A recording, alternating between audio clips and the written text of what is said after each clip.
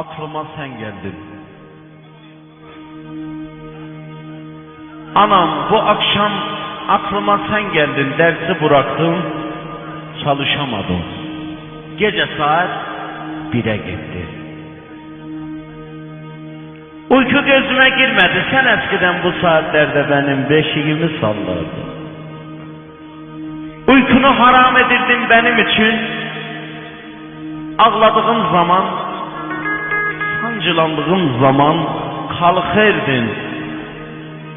Darıxardın, süt verirdin, nane kaynetirdin, canım ana.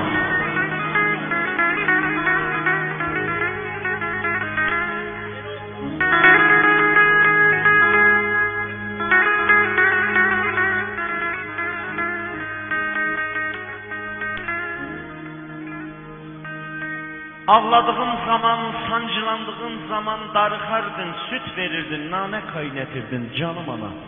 Yarın ekmek yapacaksın. Gözlerinden tezek duman yaşaracak.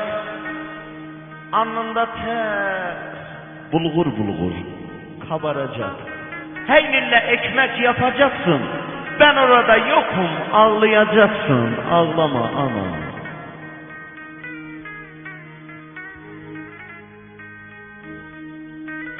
Gündür bu. Nasıl olsa geçer. İnsan insana tez kavuşur. Ben seni unutamadım. Hiç unutamayacağım. Ben okuyam ana, okuyacağım. Vallahi mühendis olacağım.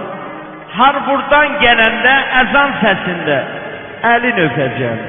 Canım ana, kurban ana, hayran ana.